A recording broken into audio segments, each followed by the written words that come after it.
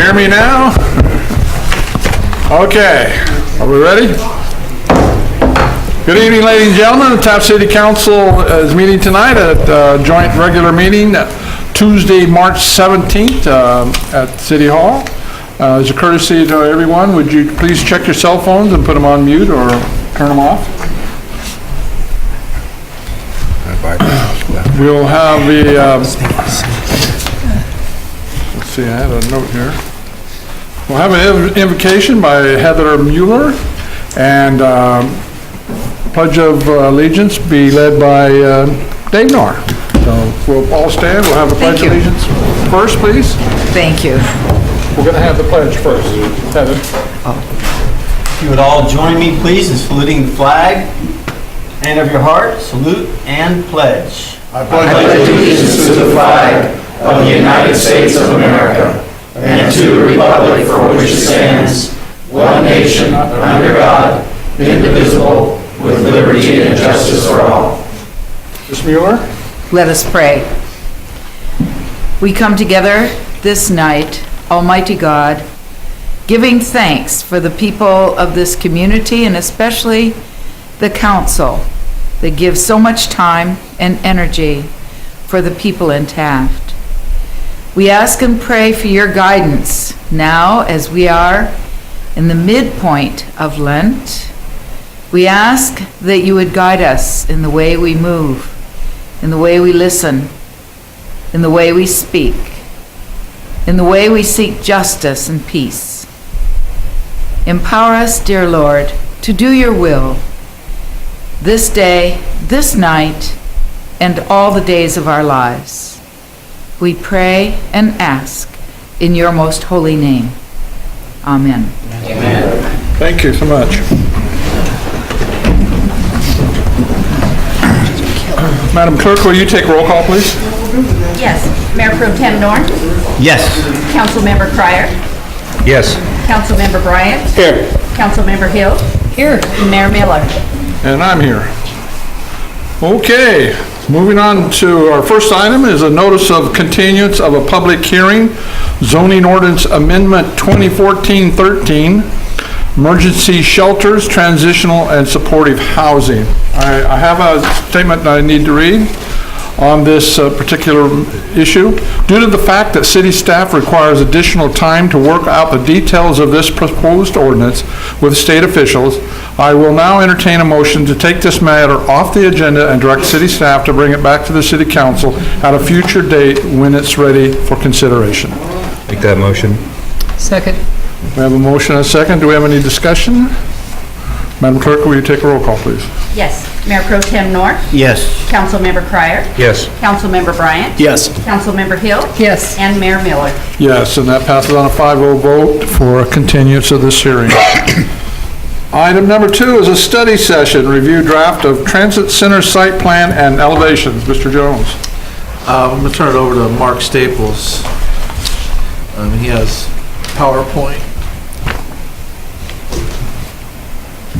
You should have some plans in your packet or on your iPads there. And this is a first look for the City Council on the proposed transit center that we have some grant funding for.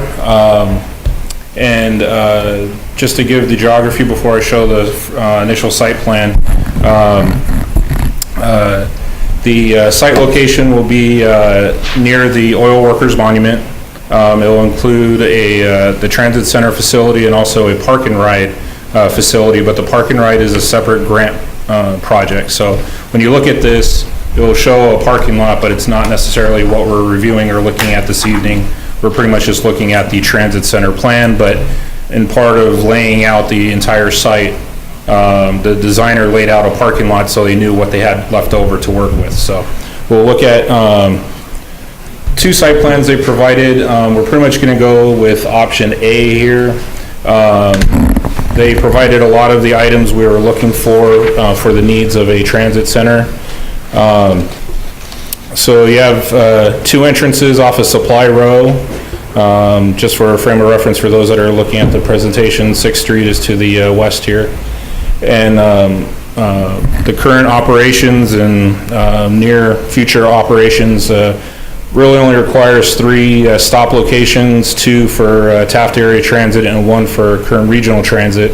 So you have 3 bus stop locations here that at the moment, at this scale, these buses are 28-foot long buses. So they easily accommodate those, our shorter shuttle type buses and any longer ones that we or current regional transit could provide.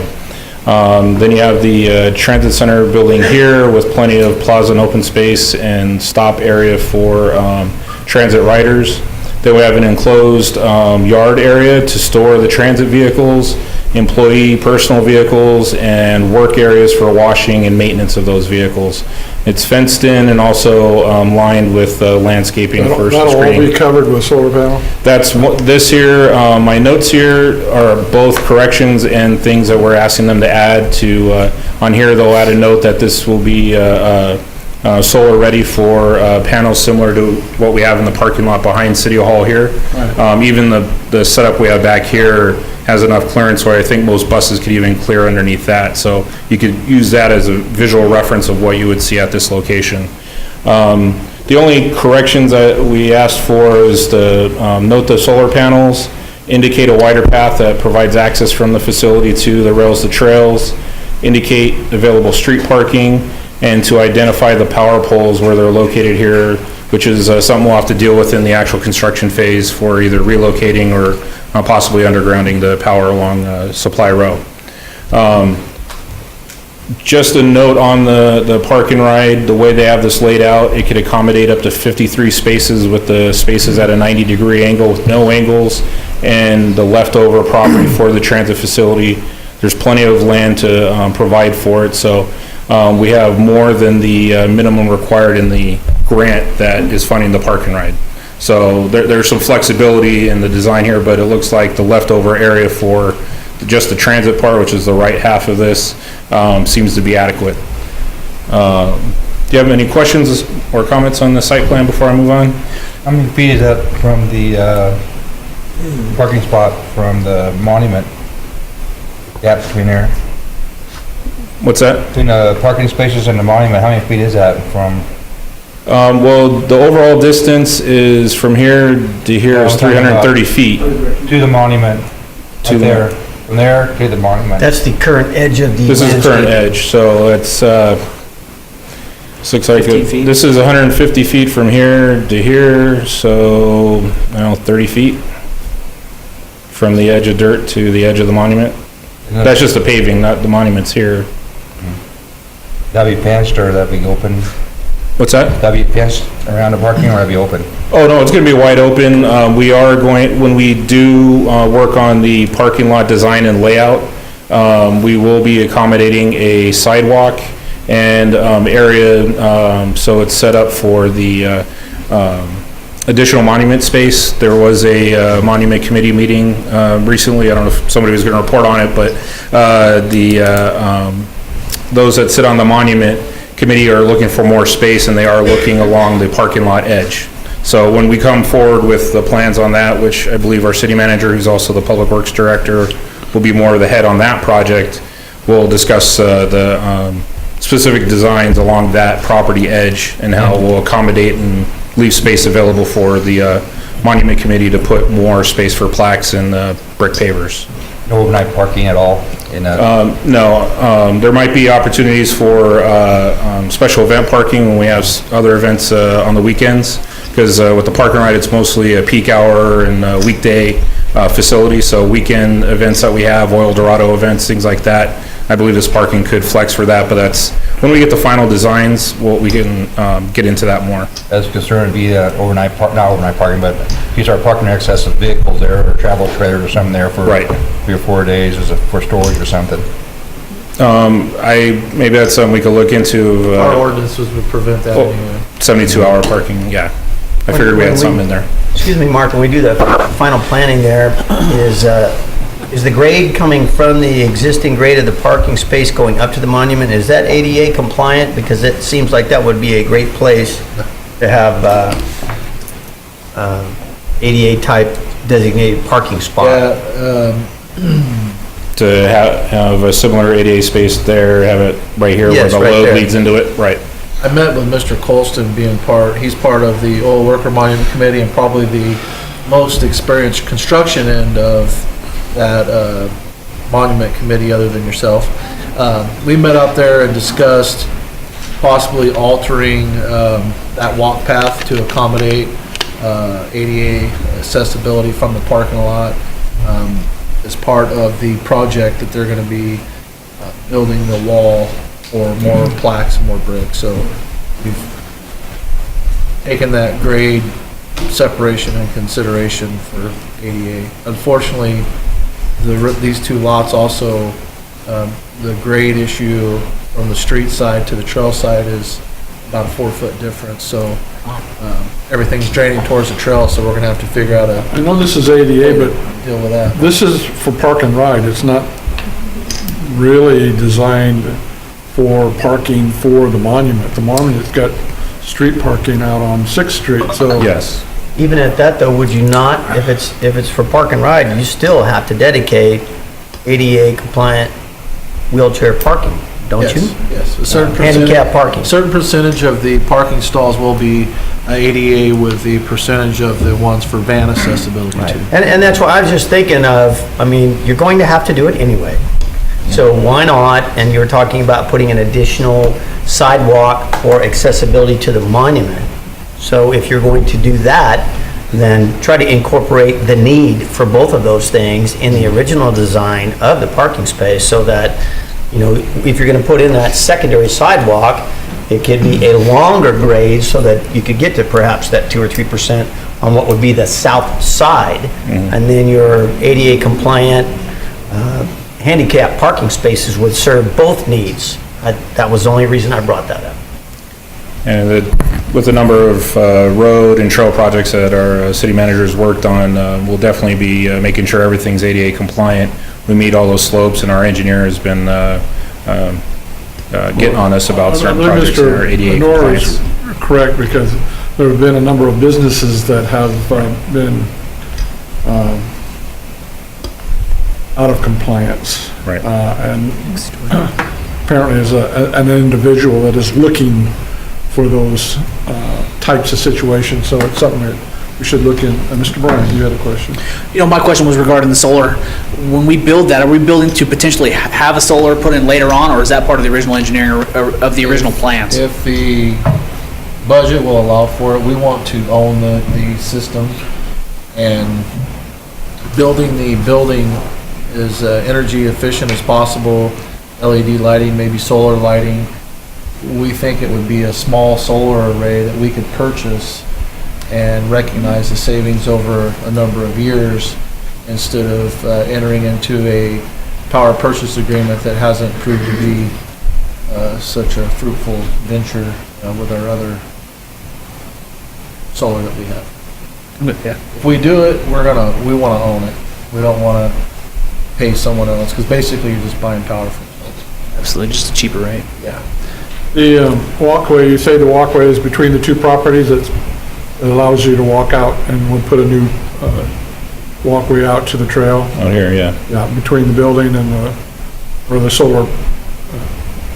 But that will be fenced on that side. We'll fence in the. Correct. This heavy black line is a fence line. And does that go all the way out to the property where the OS&D supply Yes. yard? Okay. Yes, The that's- fencing around the transit yard where the transits will be stored will be high enough and will be non-transparent with some type of shrubbery to block the view of the transits being parked there. Yeah, And there the will be a lot of cameras around there too. projector is washing out the storage area right here to the east.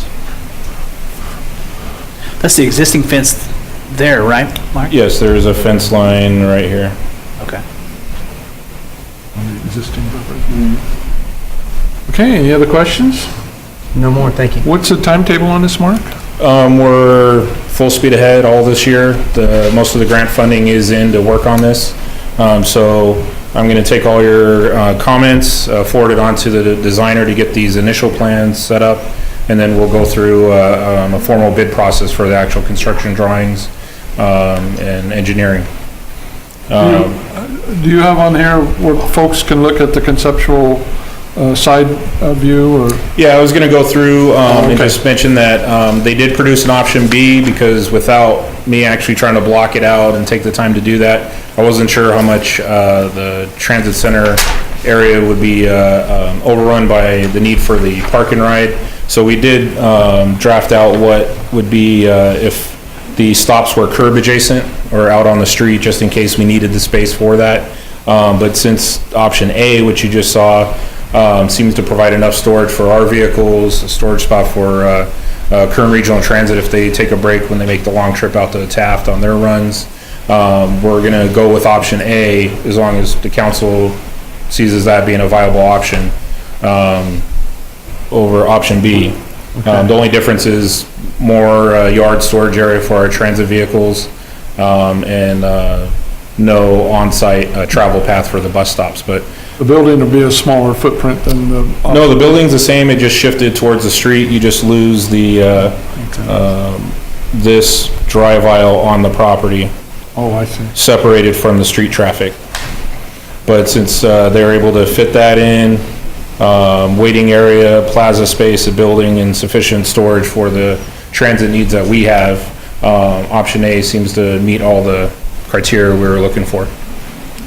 Okay. So just wanted to show that we did have option B, but we won't consider it since A seems to meet all the requirements we had. Now, there's a couple notes here on the upper part is the floor plan, and you have a front or south elevation and then a side elevation on the east. Just to go over what they laid out, we looked at other transit station buildings, and they had a similar layout to this, where you have the lobby area to the one side, a long corridor where you have a meeting room, a dispatcher office, a driver's room, office restrooms, janitor, storage, and your transit manager's office. What they did, they provided some additional amenities out here in the lobby area where if you had a really active and heavily traveled transit facility, more urbanized area, probably more like a Bakersfield, they provided areas where there's locker storage space, bike rentals. That's becoming a new chic thing to provide bike rentals in certain cities, but it's a lot of the larger, more urbanized areas. And then there was a spot here that you have on your plans that says pop-up retail, which could have been a small leasable space, a newsstand in typical urbanized areas. But it seemed a little too much for the density or amount of transit traffic we do have. So one thing we're asking them to do is to move these public restrooms that were only accessible on the interior and move them up into this corner to have exterior doors so that people who are outside can access it without having to enter inside the transit facility. Most of this area will be reduced in size. We're asking them to increase the size of the meeting room, both for their staff, and we also want it to be flexible for other city departments or other agencies or people who want to rent out the space for a meeting or a training class or whatever they may need.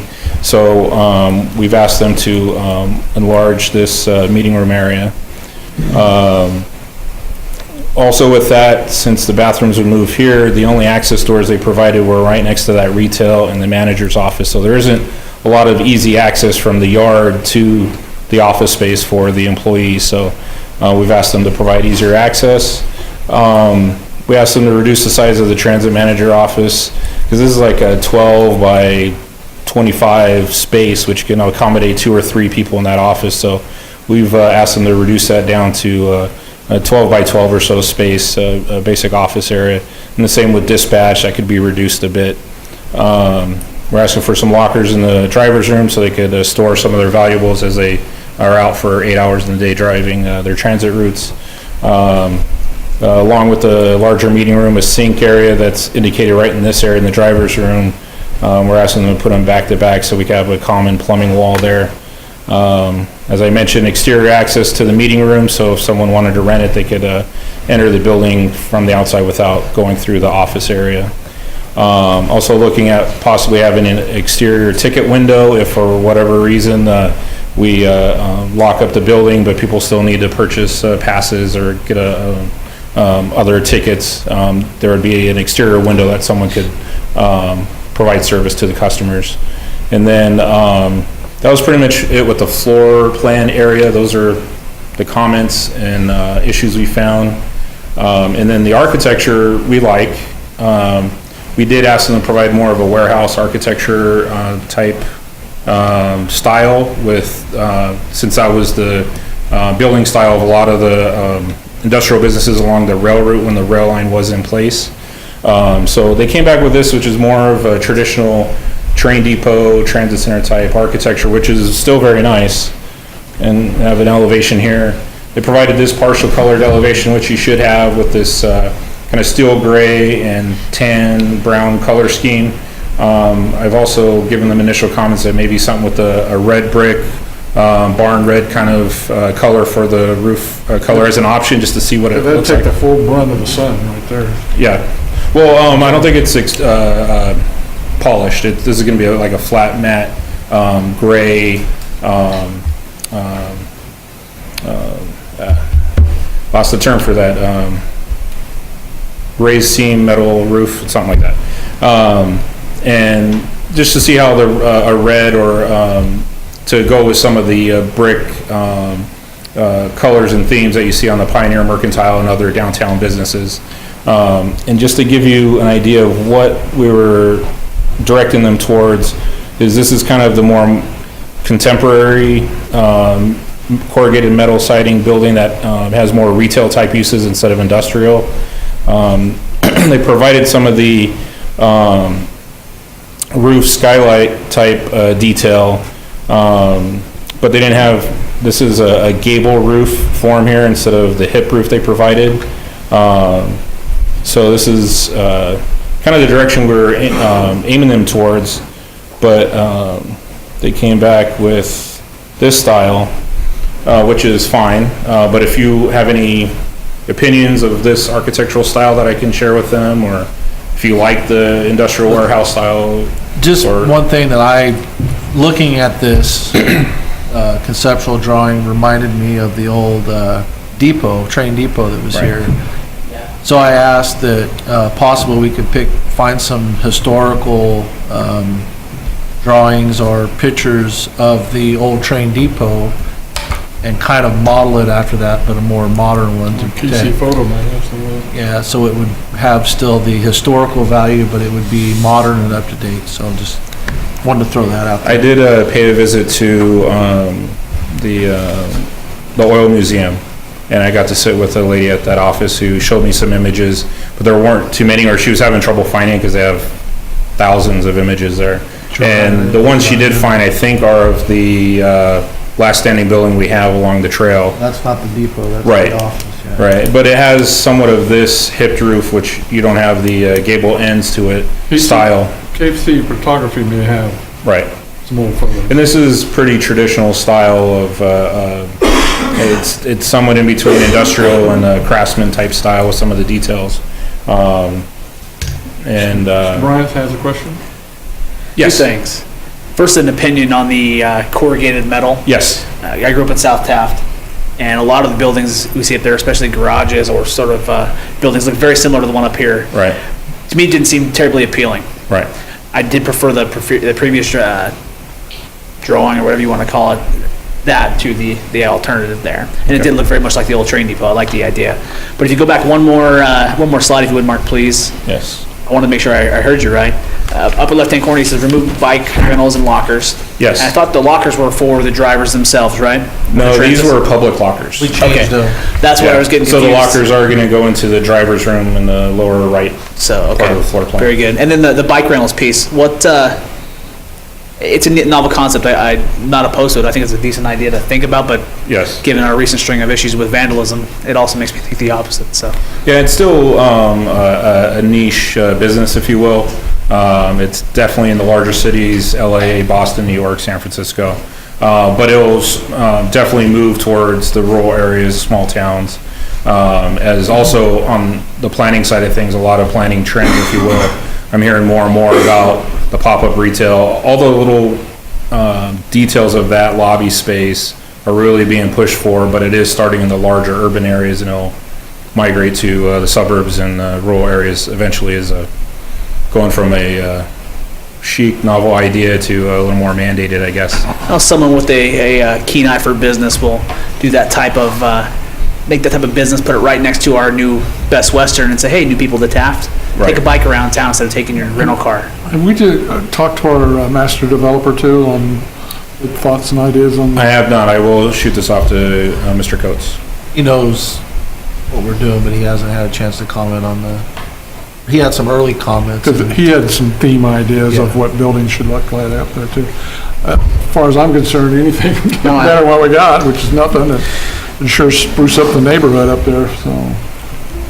And transit tends to be a good I'm glad you first thought step about all in those there. ideas, because I was gonna mention those tonight. Well, we want it to be, also be able to use multi-purpose. That's why we wanted to take out whatever was included here that we know we won't use and maximize the meeting room space, because it can be used for meeting space for other things. So. Michelle, you have comments? Any further comments, gentlemen? I would make one comment, and that would be, this will serve somewhat as a backdrop for the oil monument. If people come up and they enter the oil workers monument from the west side, then it's going to be kind of a backdrop. And I would think that we might want to consider the colors based on that. So if you're coming from the front side and you're looking at it, you don't want it to clash with what you're looking at with the oil monument. And I can tell you that if it were me, I'm not that good with colors, but perhaps we could reach out to somebody who's very good at those types of things, such as Maggie Blackwell. She's very good at, if you've ever seen, the matting work she does on her artwork, and we have a lot of that on display in my office, as a matter of fact. So just a thought, just something that we need to consider when we're putting this whole thing together. Okay, anything else, Mark? No, that was it. I was just soliciting comments from Okay, the so- council and You'll be coming back with the final back with some design. more information as it comes along.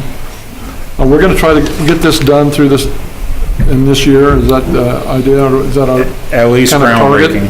Huh? At least groundbreaking this year and Groundbreaking. starting construction. And the park and ride walk, move at its own pace because it's under a different grant, so you might see that. Do we have go ahead. issues with the grant? I mean, as far as timetable? No, it's just dealing with a building like this, we're going through final design of this, then we gotta solicit for the architectural drawings, which will be above that $10,000 amount, so So we'll we have to do still the have bid the money in process. place. Yeah, This money is out of a different program, and we were granted $1 million, and we asked for 1.4 million. They came back and they programmed the 400,000 to go on top of the 1 million. We have the 1 million in the bank. It's been in there for a little over a year, gaining interest for the project, but the end result for this project is we have to bill what we say we were going to bill with it. So it don't have as many strings as the federal dollars do, so. Certainly gonna be a nice addition, no matter what we have put in up there. It's very nice. Hopefully people will use it. Is it tied in any way to our transit funding?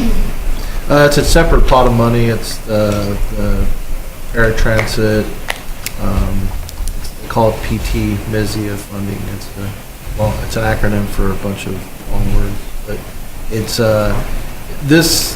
we get a small allotment of PT MISIA money each year based off a number of things, but basically the population.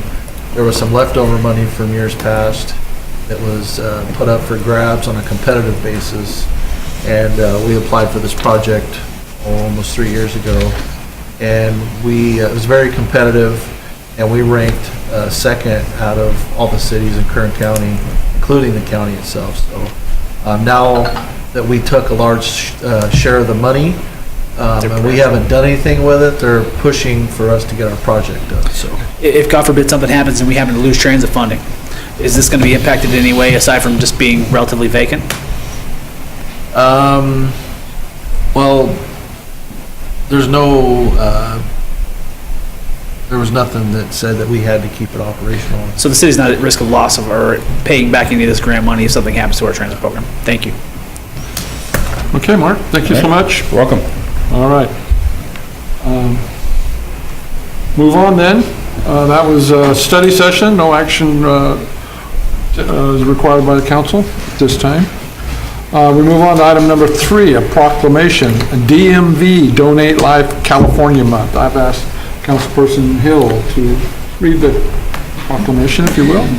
Thank you, Mayor. The City of Taft and the State of California proclamation declaring April 2015 DMV Donate Life California Month in Kern County. Whereas organ tissue, marrow, and blood donation are life-giving act recognized worldwide as expressions of compassion to those in need. Whereas more than 123,000 individuals nationwide and more than 21,000 in California are currently on the National Organization Transplant waiting list. And every 90 minutes, one person dies while waiting due to the shortage of donated organs. Whereas at any given time, 6,000 patients are in need of volunteer marrow donors. Whereas millions of lives each year are saved and healed by donors of organs, tissues, marrow, and blood. Whereas to ensure their wishes to be organ and tissue donors, millions of Californians have signed up with both the state-authorized Donate Life California Registry and at the DMV, Department of Motor Vehicles, when renewing their driver's licenses or ID cards. Whereas in an effort to increase awareness, April has been designated as DMV Donate Life California Month in Kern County. Now, therefore, the City Council of the City of Taft does hereby join other cities in proclaiming the month of April 2015 as DMV Donate Life California Month in Kern County, dated this 17th day of March 2015 by Mayor Miller, Mayor Pro Tem Dave Knorr, Councilmember Cryer, Councilmember Bryant, and myself. We had someone scheduled to be here tonight. Is she? Oh, there we are. All right. Okay.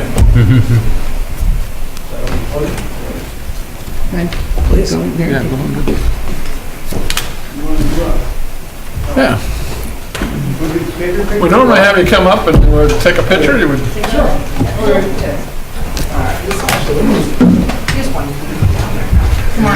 Chair shuffle. Feet down. Yeah, do the chair shuffle. Ramp. Slide it on over. It's fine. Okay, here we go. Okay, do that. Okay, got everything in there. 1, 2, 3. And one more.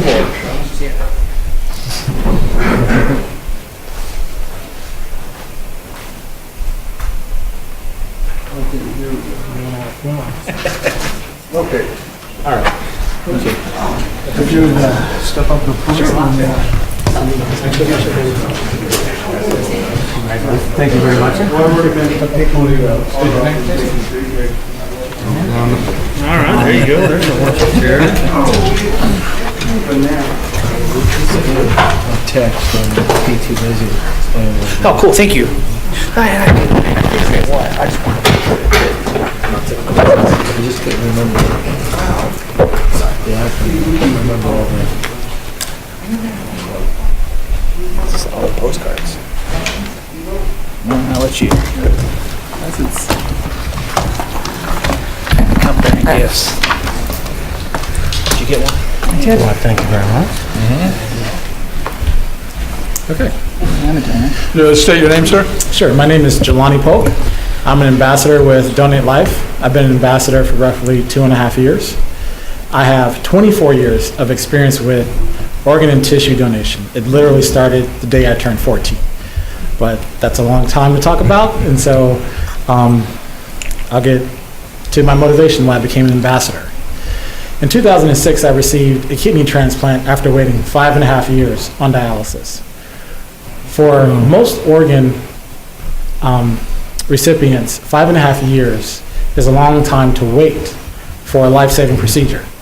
Other organs, the wait list is only a couple years because other organs don't have a procedure like dialysis. So kidney, the need for kidneys is, you have to excuse me, I apologize. Okay, take your Put you on time. the spot. I speak in classes all the time around kids, and that makes me even more nervous, but I got a little tongue-tied there for a second. The need for kidney transplant is great, Yeah. but it is the only organ that has a life-saving procedure to sustain people, and some people have lived upwards of 20 years on dialysis. But as you can see from my arm that's displayed, usually I wear something that covers up my arm to protect it. It's very demanding and stressful on the person, and I'm very lucky. I'm actually one of the few people to have 2 kidney transplants, let alone make it to get the first one. So there are actually 120,000 people in America, actually 123,000 people in America, 22,000 just here in California alone, and if I'm correct, that's more than double the population here in the city. And they're all waiting for somebody to say yes, that I will actually donate to you. There are living donors and there are deceased. If something happens to you, like you get into a car accident, you can possibly be an organ and tissue donor. Now, with tissues, a person doesn't necessarily have to need a life-saving procedure, but for a senior who has maybe hurt one of their limbs or their hips, there are bone grafts that can be made to save their limb. Or for children who, their families want to see them grow up and experience a normal life, there are bone grafts where they can prevent the child from going through an amputation. And you also know about sports injuries, reconstructive shoulder surgery or knees. And so there's also eye. It's just the cornea, it's just the lens that can be donated to restore sight to a person. But my main motivation why I'm an ambassador is because before I got into this role, I was looking up things to do because I had an experience with Mercy Southwest Hospital where I became really close with the staff during my first transplant. And a lady shared with me that her niece, who had lupus, the hospital told her she would not be able to receive a kidney transplant. And when I heard that, I was just outraged. And so I told her, let me call the place that gave me my first transplant, let me see what we can do. And just by giving this lady a number, within 3 months, not only did they give her hope back, but she had a new kidney. And she's a single mom, and she's back at work, and she's taking care of her son. I think he just turned 22. So just with the phone number, I realized the information that I had could help thousands of people. And that's why I became an ambassador. And so I just want to thank you again for supporting the DMV Donate Life Month coming up in April. I also want to extend an invitation. There are some flyers I left with Ms. Hill for you guys to be our special VIP guests with other cities at Cal State Fullerton. On the 25th, come down, spend the day with us, walk with us, and we'll take care of you. I think there was one more thing. If anyone is actually interested in becoming a donor of organ or tissue, you can go to donatelifecalifornia.org and sign up. And at no point is it a binding deal. So if you sign up and then you change your mind, you can go back and cancel it. It's not, we're not going to hold you to it. So if you change your mind, that's absolutely fine. And you can also specify, well, I like my lungs, I don't want to give those up, so you can't have those. But in everything else, you're free to help save somebody else. So, thank you. Well, thank you, sir, and best wishes to you, and thank you for being here tonight. It's an easy thing to do. I've got my driver's license here, and I've got the little pink dot on it. I've probably had that for I don't know how many years. Used to be a little stick-on one, but I'm sure that you can go down to the DMV next time you're down there to do registration, or anytime you're in there, you can ask for one of those little portable stickers until you get your license renewal, and then you can have it imprinted on there. So I know my parts are getting older, but there are probably a few things that they could probably use if I no longer need them. So again, thank you very much, and we appreciate you being here tonight. Thank you.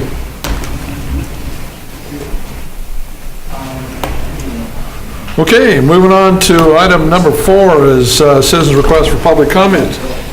This is the time and place for the general public to address the city council on matters within its jurisdiction. State law prohibits the council from addressing any issue not previously included on the agenda. Council may limit receive comment and set the matter for subsequent meetings. Please limit comments to 5 minutes. We have on the list tonight, Dr. Kathy Oren with the Chamber. Dr. Oren. Good evening and happy St. Patrick's Day. I have green on, I just don't have very much of it on. Where is the green? It's this bracelet, Oh. just no pinching, beauty pinching. Yes. I want to tell everyone we were thrilled to be at the ribbon cutting today at Scully Field, sponsored by the Westside Recreation and Park District. And if you haven't seen the field, please go see it. I was so impressed. Les Clark III told us about the different things on the field and what the significance of those little picture things were. I was so glad he did that because I really hadn't paid attention. So you owe it to yourself to go see Scully Field. If you're a citizen here, you paid for it. So it's a wonderful thing. So glad to do that. I want to remind folks that Thursday, March 26th, from 3 to 5, the Taft College Art Gallery will be previewing, or will be a grand opening for the work of Maggie Blackwell. We all know Maggie, and you know, when you're close to home, you're not as famous because people say, "Oh, that's Maggie." We all know Maggie. But she has beautiful art there, and she will be showing in the Taft College Art Gallery. And the opening is from 3 to 5 on Thursday, March 26th. And just wanted to say, Maggie is excellent with color, just as you said. But I have to say, so is Councilmember Councilmember Hill. She always takes little chances with color that I don't agree with, and they turn out beautifully, so I'm just saying. I would agree. We are gearing up for the car show. Now, the car show, the Chamber Car Show isn't until May 30th, but the entries are ready. And the entry forms for people who want to be vendors are available. I have to tell you, we have had tons of people. So if you are interested in that car show, don't wait till the very last minute. May 30th is when the car show is, but those forms are already flying out our door. I want to remind you also of the State of the City Luncheon, which is happening April 23rd. This will be the 5th year we have done the State of the City Luncheon. It is part of the Taft Kiwanis Club's regular meeting, and it happens yearly in April. This year, our city manager, Craig Jones, is going to be speaking. Also, our Oil Dorado president, Paul Linder, and Les Clark Jr. from IOPA will be one of the guest speakers. So this is designed to tell us what's going on in our town, and that's what we want to have happen. Now, our mayor is always welcome, but for some reason he feels the need to go on a cruise. I don't understand that, but okay. We will miss you, Randy. Arbor Day is also that day, and we will be celebrating Arbor Day at the community garden. And again, that date is April 23rd. So you can go to Arbor Day at 10 o'clock, have fun with kids, and see our beautiful community garden, and then just come right on down to the State of the City Luncheon. By the way, the State of the City Luncheon is $15 per person, and we would appreciate knowing if you plan to go so that you have something to eat. And I noticed that we were talking about accessibility, and I know that there have been a lot of concerns in our community because many of our businesses are old, our buildings are old, and accessibility has become, especially for restrooms, has become a bit of a concern. The Chamber has arranged for an accessibility consultant to come and speak to businesses. He will be coming the first Wednesday in June. He will explain the law. He will explain your responsibility as a business owner and the responsibility of the act or the legal ramification. I'm sitting here in front of a lawyer, so I can't talk. I get all tongue-tied. So it's the legal stuff you need to know in order to be well-prepared. This is every business. There's no class of business. It's every business should be concerned about this. If you have a building and you invite the public in, you should be going to this seminar. And you need to be armed with knowledge, because a lot of times business owners react because they're scared, they've been given an ultimatum, and they don't know their rights. So this is a very important meeting, and we're gearing up for it. It's the first Wednesday in June, and this gentleman is very adept at helping people to understand their responsibilities. So that's what's happening at the Chamber. Thank you. Thank you. That was the only person signed up tonight, so we'll move on. We'll move on to item number 5, council statements, not action. Ms. Hill. Thank you, Mayor. I just wanted to comment on, we had a traffic committee meeting last week in response to pedestrian safety. Those present, of course, were city staff. We had 2 planning commissioners, chief of police, a representative from the Highway Patrol, myself, and of course, our Caltrans rep, Nicholas Esquivel. We discussed the intersections at Pakes, from Pakes to Caesars. We discussed the intersection by the Water District, which is on 8th, and the westbound traffic that turns off to the Taco Bell and to Hillard. When we discussed these ideas, we were met with some rather negative conversation from our Mr. Caltran. In response to stop signs, he felt that the truck drivers would not like stop signs. Well, we want to make sure the truck drivers are happier than the pedestrians. In regards to lights in the roads, similar to the ones on 10th Street that are on the rails of trails, he felt that would put the Caltrans in too much liability in case of an accident. As to more reflective signs, I believe he felt we had enough reflective signs and their reflectivity was still adequate. How he knew this during the day versus the night, I'm not sure. In response to the turnout to Taco Bell, he didn't think it was needed, $300,000 for the safety as the oil-filled traffic comes in and people try to turn on to Taco Bell. That wasn't warranted. We discussed ladder stripes across the crosswalks. We pretty much have to prove to him that they are on school trails to get anything like that. Frankly, he wanted some of the crosswalks removed because he felt it gave pedestrians a false sense of security, like they wouldn't go into the street anyway.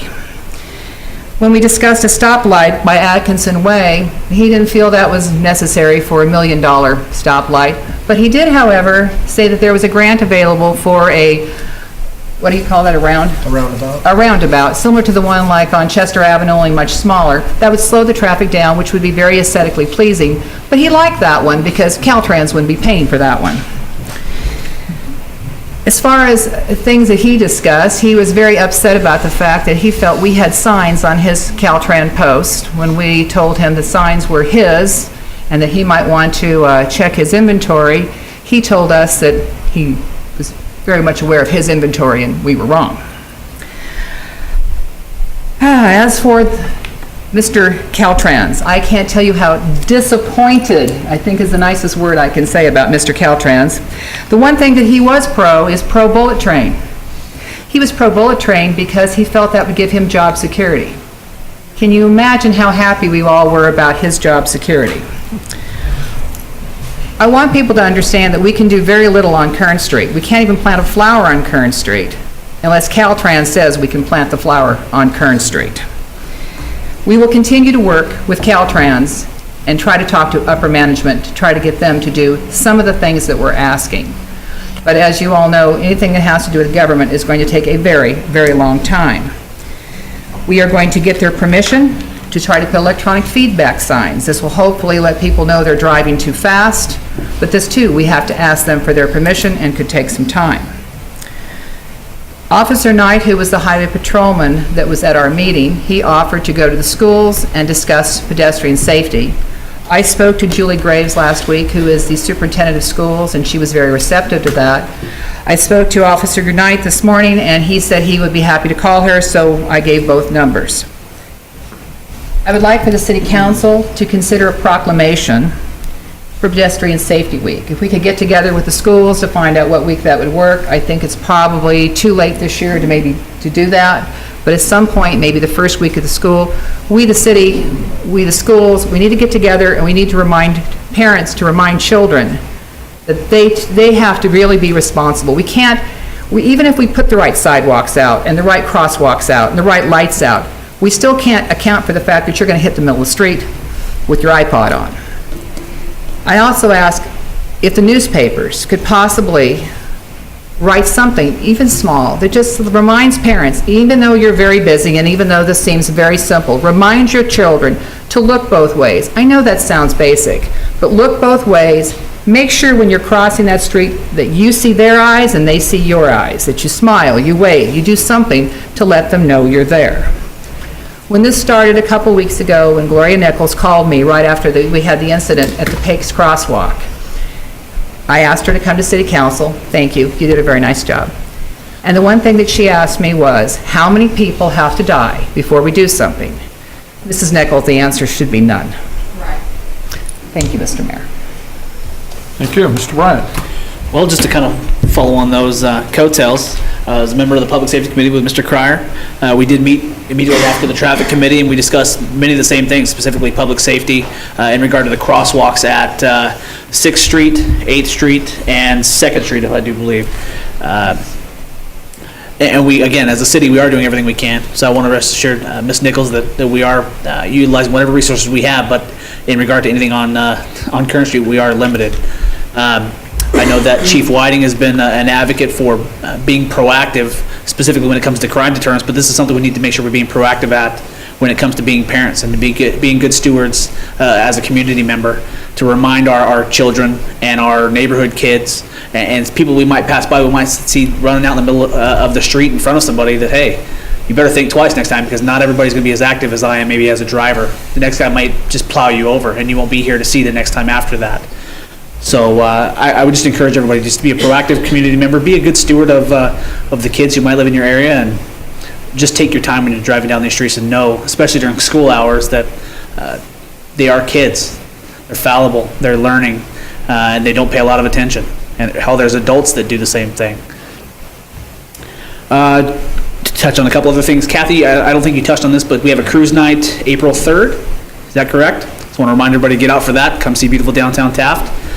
Even if you're only there for a little bit, drop by, have something to eat, go shop at the Acme Jewelry, or go see somebody at an antique store, go by Renee's store. Come see downtown Taft, all right? Be out there and be an active community member. I had the pleasure of attending the Scully Field dedication today, and it was a nice event. It's wonderful to see those types of things coming up in our community. Our recreation department needs to be commended, not only the board of directors, but also Les Clark III, Don Koenig, and their staff, because they do a great job. And it's amazing how much those things add vitality to a community, and they will continue to do so. They're making a heck of an investment in this community, and I expect the community to go back and show thanks, one, for that, and two, to utilize the facilities. That's what they're there for. Unfortunately, a lot of the utilization we've gotten lately of public facilities happens to be negative. And I know that Mary Miller touched on this last time around when it came to our rails to trails, but we had some graffiti and some issues with people not taking care of public property in the proper manner. And apparently that's happened again over the last couple of days, even after the city, or who I believe it was the city, had put up the fences to try to abate that a bit. Very disappointed to see that continue happening. Again, I ask everybody just to be as active and proactive as you can when you're walking and using those trails. Get out there and use them. That's what they're there for. The more eyes, more feet that are traffic those areas, the more people the less likely people are to get out there and make a mess of those sorts of things. I'm very disappointed that my fellow man would even do that, but I guess that's why they have people in authority positions. If they didn't need bosses to encourage people to do their jobs, we wouldn't have them. I saw a post on Facebook regarding our police's response when it came to criminal activity. I try to defend them the best I can. I'll stand here today and tell you that our police department is doing everything they can, everything within their power, even with one hand tied behind their back by the law currently in place with Prop 47, AB 109, Prop 36. They're doing everything they can to police this town the best they can and with the resources they're given. And so I would like to argue with anybody that they're not. But again, it comes out to being proactive. One lady had mentioned that she was upset that she couldn't leave her purse in her car at night. And damn right she should be upset. But at the end of the day, she needs to have a little bit of common sense as well. You can't leave, you're inviting somebody to come out and do that. Whether right or wrong, or whether you should be able to or shouldn't, don't do it. Have a little bit of common sense. Take your stuff in your house and lock it up. Nobody wants to have their stuff broken into, and you're inviting somebody to do that when you leave valuables or something that would be of value to someone else when you do that sort of thing. But I want to commend the chief and his police officers for doing a hell of a job and encourage you guys to keep it up. And anybody that disagrees with that or has an issue, call the chief or call the police office and talk to them. Voice your opinion, because the only way you get any sort of the only way you get anything to change is by voicing your opinion, and even if it doesn't change, you get an explanation as to why it's not happening. But again, research the laws before we vote the stuff into law, people.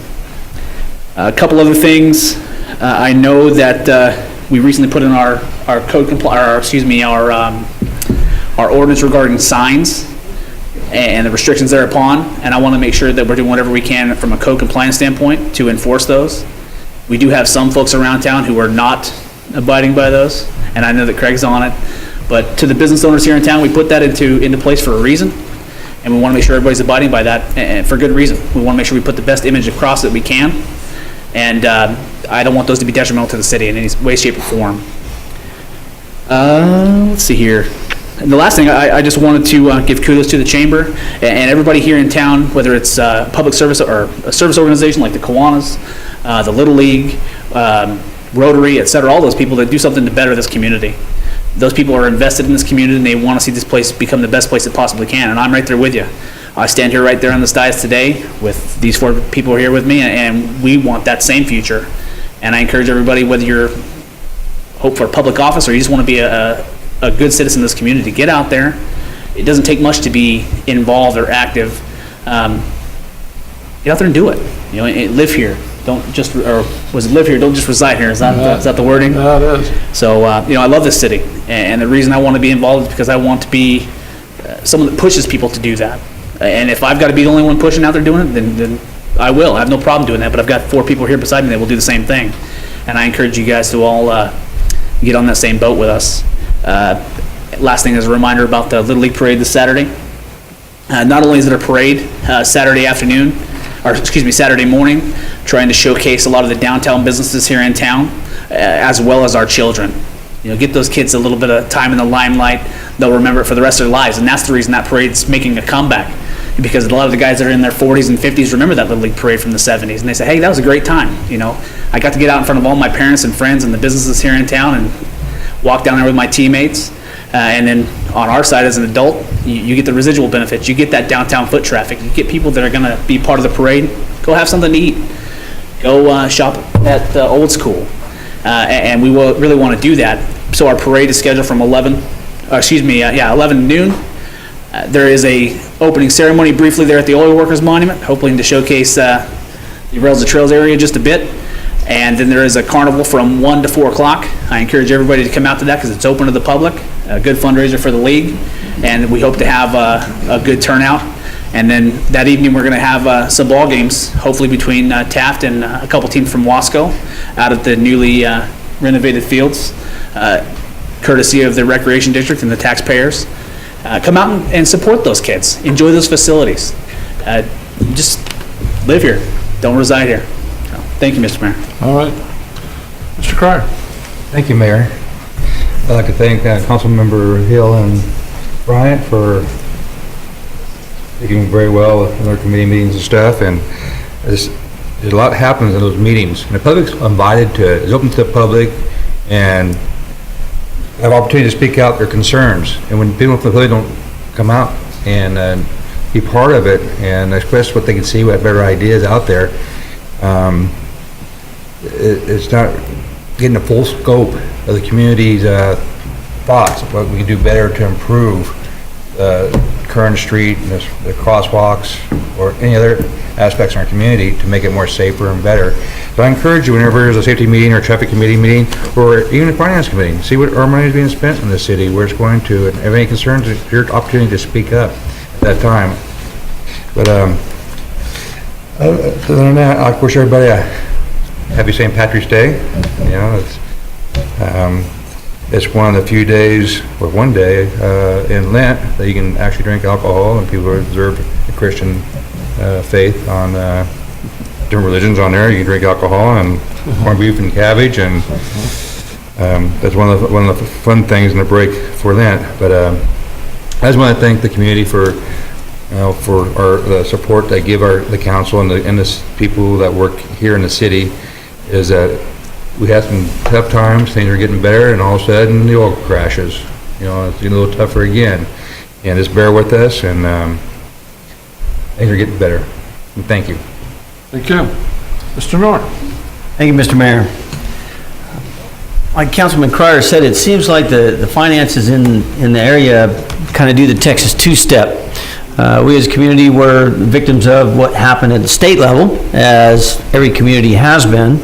The premature closure of the CCF and a long, hard-fought battle to reopen the CCF, bring those jobs back to the community, and a possible income source. First and foremost, to repay the debt that was incurred during the closure of the CCF. So we had a finance committee meeting last week, and the plan that was put in place by the city council and staff in cooperation with them is working. We're headed the right direction. We are headed towards paying off all that debt that we incurred during that closure and the capital costs to reopen that facility and bring those jobs back. We're not there yet, but we are going the right way. Then along comes the crash in oil prices, and we will have negative effects on our economy. We have a lot of good, hardworking people that have lost jobs since December. Sales tax revenue will be down appreciably. Some people think, well, the price of gas is down, that's got to be a good thing. Well, it's a good and bad thing. I don't know if you've looked around, but in point of fact, the price of oil is still sliding. It's at its lowest level that it's been in a long time, and yet over the course of the last 2 weeks, price of gasoline and diesel is on the rise. Has nothing to do with the cost of a barrel of oil. It has everything to do with cap and trade taxes and regional shortages and other things, but it is not the cost of crude oil.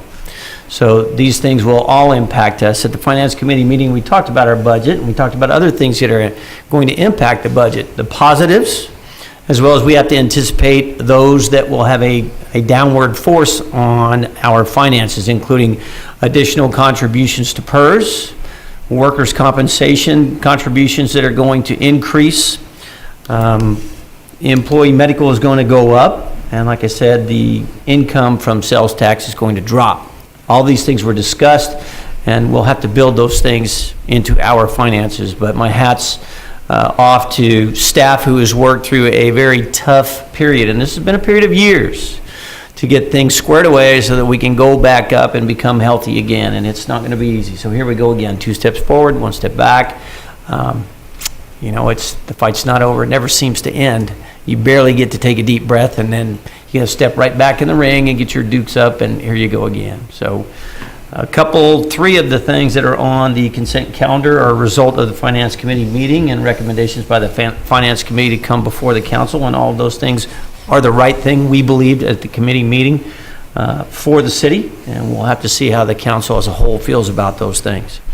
And then finally, just a brief story on the ADA compliance. As a business owner who moved his business from the county into the city of Taft, and I am thrilled that I did it. I got to tell you people, the ADA, the Americans with Disabilities Act, is not something that the city of Taft came up with. We did not invent that. We did not come up with the Endangered Species Act, nor did we come up with the Federal Clean Waters Act, although we get credit for that oftentimes, mostly by people who are thoroughly upset with what it costs to comply with those things. But I will tell you, when we brought Huddleston Crane Service into the city of Taft, we built a brand new facility and took great pride in doing that, and we had to comply with all those things. We have 2 buildings. We have a main building where the public can come in and ask about our services, apply for a job, or whatever the case may be. And then we have a building in the very back, which is where we do our heavy-duty mechanical work. We work on trucks and cranes and trailers. Even though the public is not only not encouraged to go back there, they're not allowed to be back there. We do have, and we're required to have, designated handicap parking space back there. This is a heavy-duty industrial garage. ADA accessible building. We have an ADA accessible, wheelchair accessible bathroom. Not only that, but the signs on the restroom door also have to be in Braille. So if you are a blind wheelchair bound individual, you can successfully come back to our garage and use the restroom. Now that is not a plan that we put into place, nor is it something that the city of Taft forced us to do. That is in order to comply with the federal Americans with Disabilities Act. And it is incumbent upon all of us to do that. I have never been bound to a wheelchair. I hope never to be. But if indeed I was, perhaps I would be more understanding of that. However, we made the investment. We have complied, and all business owners, you do have the responsibility to do the same. So when faced with those things, grit your teeth, and then know that if indeed you want to be in business, you're going to have to comply with all of those things. That's all I have. Thank you, Mr. Mayor. Thank you, Mr. North. I want to make a public apology. I did not attend the Scully Field dedication, which I had countered on my stupid phone instead of a smartphone, and I missed it. And I was here in town, and I missed it. And as mayor, I should have been there, and I didn't. I had every intention to be there, but I did not make it, and I again apologize to the public. I apologize to this council, and I apologize to the Recreation District, because I know that it is a fine facility up there, and as mayor of the city of Taft, I should have been there, and I again apologize for that. I'm going to try to go back to my leather BlackBerry, which was a pocket thing you put in your back pocket and you write on instead of having to try to find something on the phone. So anyway, I do apologize profusely for not being there as mayor. I should have been there. One thing I get a hair up about is not only weeds. Please do your weeding, because it's getting hot, and those nice, easy to pull weeds are going to be now all dried up, and they're going to be nasty to try to get rid of.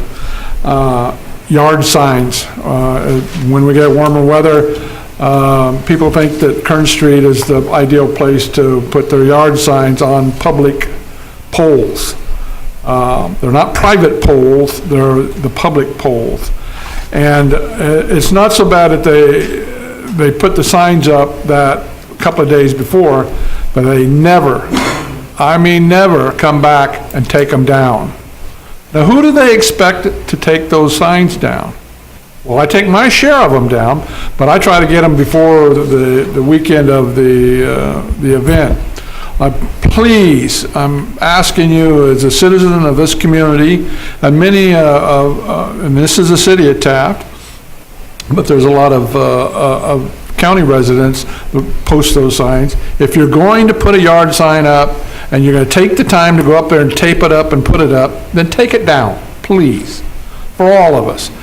And if you see a yard sale sign up, I'm giving you permission as mayor of the city of Taft, and my backing by the chief of police, you can take those signs down at any time you want. That's a public nuisance, and you will not be in trouble for taking those signs down, because they shouldn't be there in the first place. So that's my little rant about yard sale signs. Just be a good neighbor. Take your signs down when you're through. You've made your money. You can certainly afford a little ounce of gas, go back around and take your stupid signs down. 6th Street now has a crossing guard, gratefully, for those students at 3. I've been through that intersection when we didn't have a crossing guard. Those kids just, they just dart out there.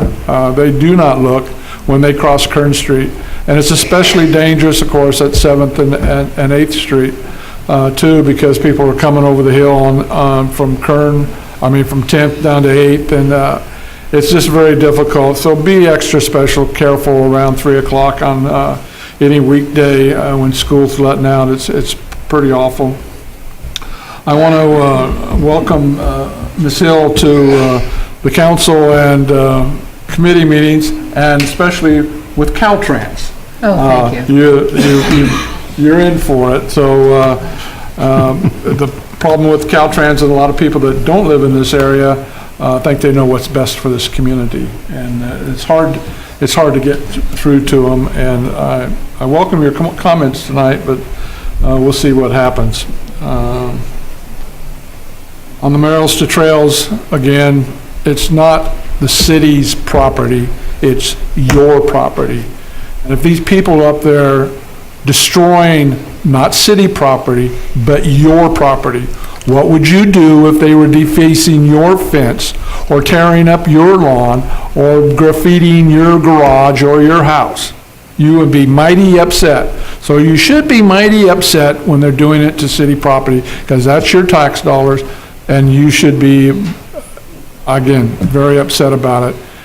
Most of you carry a cell phone. Call it in. Call it in. You see motorcycles crossing where they shouldn't be. You see somebody up with spray paint. You see people vandalizing, tearing trees down, or doing whatever. Just make the phone call. Okay? The police department will do their best to respond, but if they don't hear from you, then you have we have no reason to gripe about it. So it's all our duty to protect our tax dollars, so please call it in. Thank you so much. We're moving on to item number 6, it's Planning Commission report. I understand there is not a report tonight. Item number 7, City Manager statements. Thank you, Mayor. Just wanted to touch on one subject quickly. The Water Board voted to impose further restrictions on our water usage. And the Water District has scheduled meetings with myself and the county, parks, and the golf course and other water users, West Side Rec District, and the cemetery. So I have a feeling that meeting is to discuss what is going to be imposed on the city. Now, what that means for the city is if they impose limited amount of days that we water, folks might start seeing yellow lawn. So just wanted to point out, when people start seeing dead grass, that it's not our fault. We are in the process of finishing our project on Hillard Street.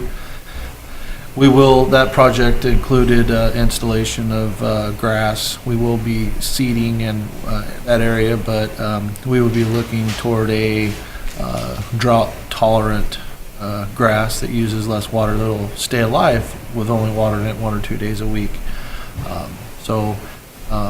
And then the future trail project that is scheduled for later this year from 2nd to Highway 33 does not include any grass. It's just going to be shade trees. So just wanted to bring that up because it's probably going to be a big debate here real soon. It's already started. People are saying if you limit people to 2 days a week, it taxes out your water system because you got people using all the water all at the same time, and people are just going to water their grass those 2 days for hours instead of minutes because they know they can't water on other days. So the debate will start. So just wanted to bring that up, and that's all I have, Mayor. Thank you.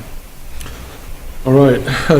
Although we have a very efficient water district that have stored quite a bit of water, we still have to do our part. We can't abuse it. If we do, people are going to figure out where our water is, and they'll want to come and get it. So use your water wisely. City Attorney statements. Thank you, Mr. Mayor. No statement. No statements tonight. Item number 10, future agenda requests. Do we have any future agenda requests? Yes, I'd like the proclamation for Safety Awareness Week. I'd like to see if we can get with the schools to find out when that would be convenient and if we could possibly make that happen. I would concur with that, Mr. Mayor. Okay, we have a concurrence, okay. Bill? Mr. Cryer? No, thank you, Mayor. Mr. North? No, thank you, Mr. Mayor. Not as good looking. Former Mayor and Councilman Paul Linder was awarded a KernCog recipient for his work as a public official. I would like to see us, the city of Taft, go kind of in hand with that KernCog award of a proclamation for Mr. Linder's long tenure as a public official and all the work he's done, volunteered in the community and stuff, so. Yeah, I think you got, if we could come up with something for him, I'd appreciate it. Hopefully by the next council meeting if we could. KernCog would have a copy of that resolution that they had, so if you get some information on that, I'd be glad to help you with along with that. All right, thank you. Here we go. We're on to the consent calendar. Items 11 through 22, all items listed on the consent calendar shall be considered routine and will be enacted by one roll call vote. There will be no separate discussion of these items unless a member of the city council requests specific items to be removed from the consent calendar for separate action. Any item removed from the consent calendar will be considered after the regular business items. Are there any items on the consent calendar that any member of the public would like to comment on? Okay. Item number 11, minutes of the March 3rd regular meeting. Item 12, payment of bills. Item 13, resolution of the city council regarding unmet transit needs in the city of Taft. This is a resolution findings unmet resolution needs in the city of Taft. Okay.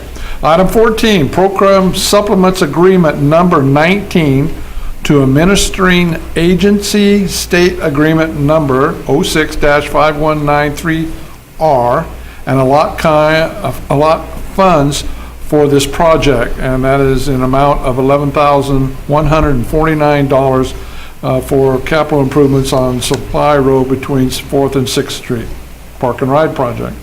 Item 15, program supplements agreement number 18 to administering agency state agreement number 06-51934R and allot funds for this project, authorizing funds for $2,593 from capital reserves for a project from Church Street to Lassen to Pilgrim Road rehab project.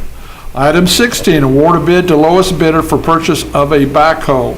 And this was not for the backhoe, but for additional boom equipment in the amount of $6,861. Item 17, this came out of the finance department, or committee, a revised salary range for student intern in our finance department. Item 18, extra help temporary maintenance and janitorial positions.